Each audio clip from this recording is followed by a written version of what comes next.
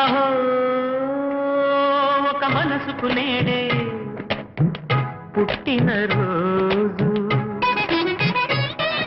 అహో తన పల్లవి పాడే చల్లని రోజు.